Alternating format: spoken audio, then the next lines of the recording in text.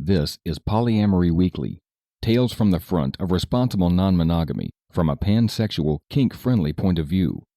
A warning for our under 18 listeners. This is an adult-oriented podcast about really lascivious things, like communication and honesty in relationships. If you're under 18 and looking for upfront advice and answers to questions about sex, please visit scarletteen.com.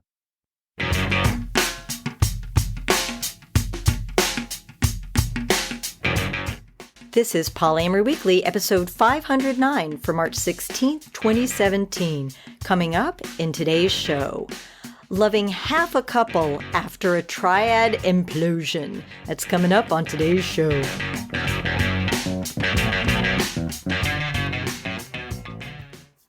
Hello, everyone. Welcome back to our longtime listeners. Welcome to our brand new listeners. I'm your host, Minx, and I've been hosting the podcast for the last 12 years or so. And in the co-host chair today, back by popular demand, I am thrilled to welcome Kevin Patterson. Welcome. Hey, salutations, Minx. How are you today? Oh, I should say welcome back. Oh, yes. Yeah, because we had your co-hosting debut a couple weeks ago. Yeah. And much fun was had by all. Yeah, I'm good. How are you doing? I'm doing all right. Just glad to be back at it. Excellent.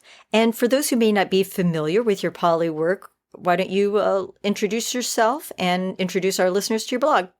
I'm Kevin Patterson. I run a blog called Poly Role Models. It's an interview series where people can share their experiences with polyamory and all that makes it up. And we'll provide a link to that in the show notes at polyweekly.com. All right.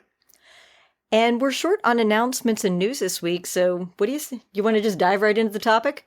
Let's make it happen. All right, let's do it. So the topic this week is how you date one person in a couple after the triad explodes.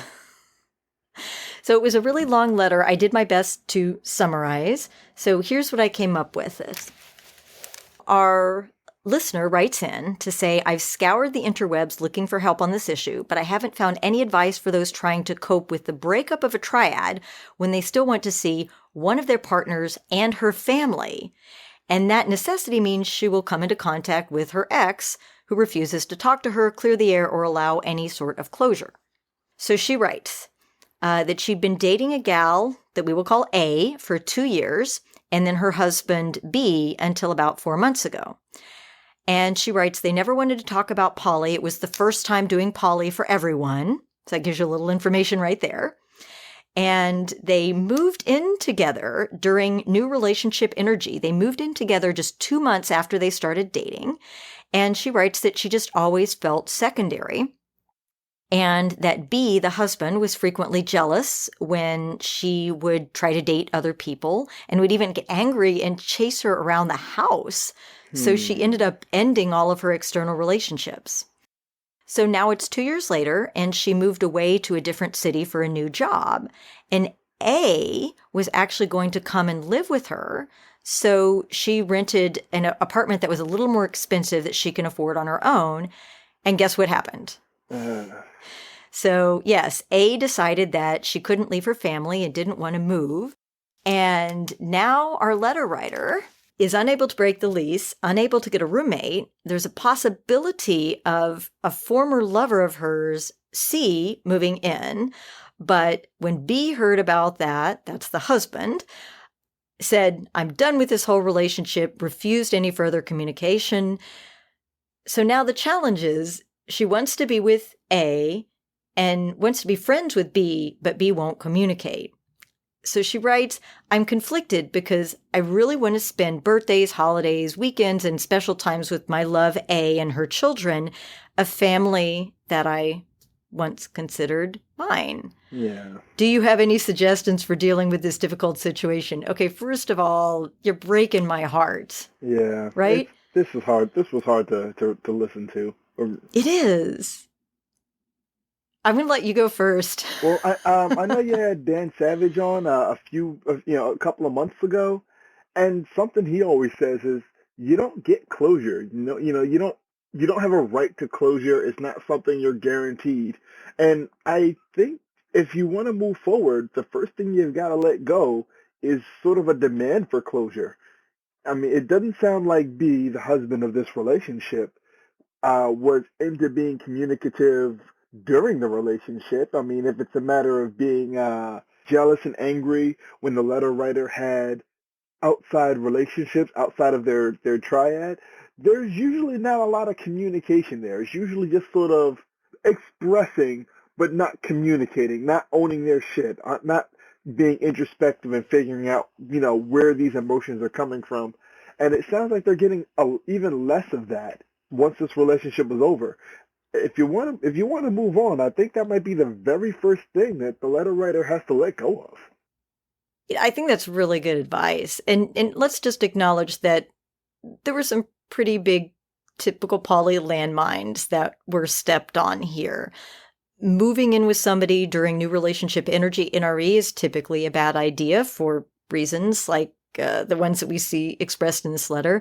Yeah. The lack of communication, that's really challenging. Expecting the communication to continue after the breakup is nearly impossible. Yeah. But I'm thinking you might want to just chalk this one up to lesson learned. If the communication isn't there, if somebody doesn't trust you to date autonomously and sort of forces you to stop dating and meeting people that will love you the way you want to be loved, that's a sign That's that abusive. the relationship isn't helping. Yeah, that's sort of one of the first signs of emotional abuse, is distancing and alienating yourself from your friends and others who love you. Yeah. Something else popped up into my head while listening to this. B, the husband, they don't owe you anything anymore. I mean, even in the relationship, you can technically say, people don't owe each other anything. But once the relationship's over, you can't place any expectations on a partner that is no longer your partner. I think right now, all the letter writer can do is speak to their love, speak to A, and say, this is the kind of relationship I'd like to have with you going forward. What can we do here? What can you extend as far as a relationship, as far as time with holidays and birthdays and time with kids, and what can't you? And then sort of meet at the sweet spot of what you want versus what you can have. Yeah, I agree with you there. B's not going to communicate with you. You cannot make someone who doesn't want to communicate with you communicate with you. It's just not going to happen. So you can be upset about it, but I think you just need to accept that and move on. Now, the question is, can you actually have any type of loving relationship with A in the absence of any communication with B? You could try. It's going to be really hard, right? Because Polly requires that communication. She's going to have to do a lot of coordinating with her husband if she's still with him, which it sounds like she is. And if you're in a different city, that requires coordination of travel plans, especially for family events and birthdays. And Yeah. that's going to be really, really tough. I mean, I'm not saying this to discourage you. I'm just saying if B won't communicate and you can't expect him to, then any type of relationship you have with A is going to be at the mercy of B's schedule and at the health of their relationship. And there's not a lot you can do about that, really. And being realistic here, and I hate delving I hate wading into the waters of stereotyping, but this sounds like a pretty stereotypical unicorn huntery sort of triad. And if that's the case, even without B communicating, it should be expected, or it won't be a surprise if B starts finding fault with his wife's continued relationship. If B is angry and chasing the letter writer around the house, I think that kind of conduct can be expected towards the wife as well. Like, why are you still with this person? This person wants me to talk. This person wants me to be, to allow them into my home, and I don't want anything left to do with them. Why do you still have something to do with them?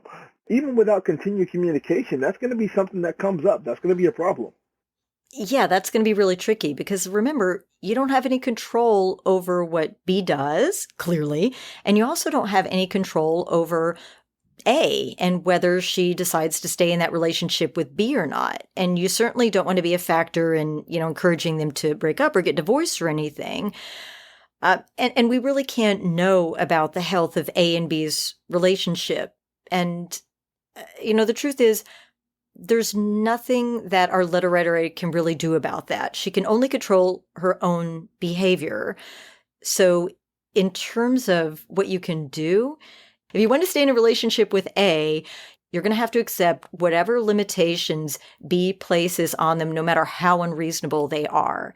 If B doesn't want A to travel to see you, and she can only come out once a year or can't come out for birthdays and holidays, if that can't happen, you don't really have any control over that. What you have control over is who you decide to be with in the relationship and how you decide to think and feel about it. That's it. That's a big sort of Damocles hanging over the health of a relationship. I mean, I wouldn't want to tell somebody what they should or shouldn't be doing in terms of pursuing or not pursuing, but there's a lot of flags there, and you got to see them waving, even if you decide to go head first into it.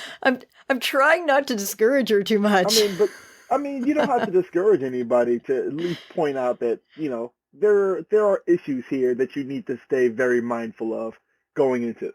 Yeah, and this is probably not a bad point to ask yourself the question we ask everybody to ask, which is this relationship making me a happier and healthier version of myself? Am I a better person for being in this relationship? And if the answer is yes, then, and you're willing to deal with all the shit that B not communicating with you puts on this relationship, then go to and be happy and healthy. If the answer to that question is no, I want it because I love her and her family, but no, it doesn't make me a happy and healthier version of myself, then you have your answer. But that's for you to decide. We can't tell you if you should or shouldn't be in this relationship. You know that. Yeah, they know the landscape far better than we do. I hope that helps. So do I.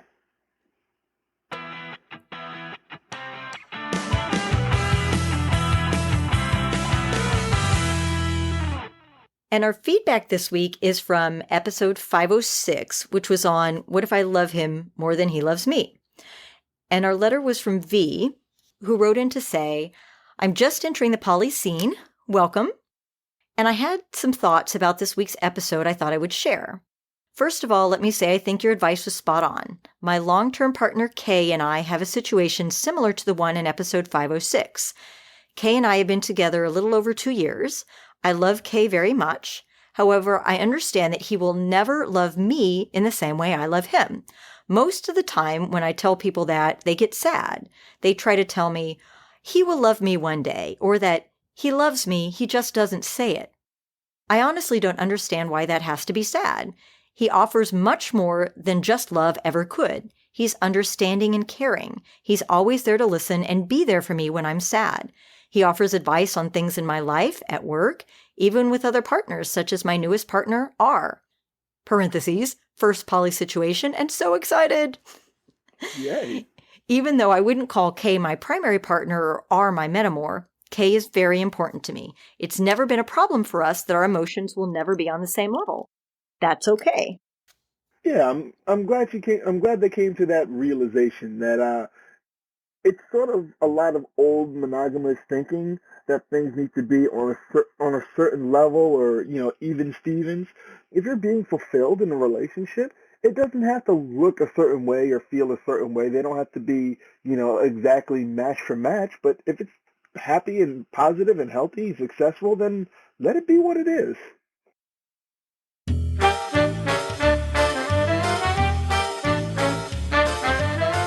It's time for your Happy Poly Moment of the Week, brought to you by Fubbly Polyamorists everywhere.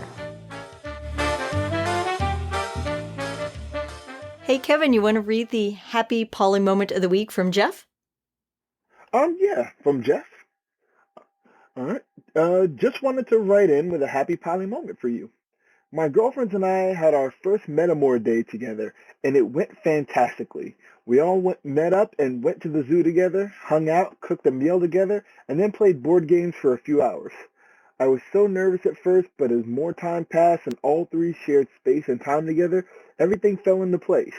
We each found our own way, and all three told me later how much fun they had. Oh. I had previously encouraged them to swap numbers, and now they've been texting. They weren't before, and are setting up a second and planning to be a regular Metamore Day on their own, without my even prompting. I am so happy we did this. It made me feel so loved. Thank you for everything you do. I wouldn't have ever thought to do this without this podcast. Switches, Jeff. Oh, that's wonderful. See, if you just get together with your partners in Metamores, a lot of those fears and insecurities just melt away. I love that. Yeah, absolutely. I mean, it's easy to be scared of Metamores and stuff when you don't know them, but once you meet them, they're all just people. We're all just people. Do you do Metamore days like that? Not formally, but every once in a while, all of my partners end up in the same room together, and they spend a lot of time making fun of me. They are the snarkiest bunch imaginable, and they get a lot out of it, and low-key, I kind of sort of do too. Oh, that's a nice little bit of bonding. Hey, communal snark, that can be good. Yeah. Well, I think that about wraps it up for this week's show. If you have questions, comments, or feedback, email polyweekly@gmail.com, or you can call 802-505-POLY and leave us a message up to 3 minutes with a question or a comment or even a critique. And and if you have a little bit of spare cash, I want to give a big shout out this week to our Polyweekly Playmates who subscribe every month and help keep this podcast chugging along and basically you guys paid for the new website renovation and the new hosting. So thank you. And we appreciate donations of any kind. It can be financial, it can be a comment or a question, or even just telling a friend that you heard it on Polyweekly and introducing someone else to the podcast. We fucking love that. Kevin, remind everyone where they can find you and your blog. In the online space, again, I'm at polyrolemodels.tumblr.com. I'm Poly Role on Twitter, Poly Role on Instagram, Poly Role on Facebook. In real life space, I'm actually going to be at Atlanta Poly Weekend in June, first weekend in June, Poly Dallas Millennium from July 14th to the 16th, and at Woodhull Sexual Freedom Summit in August, but I don't remember the days on that. I'll find the links and put those in the show note. And I will also be at Poly Dallas Millennium, so you and I can hang out there too.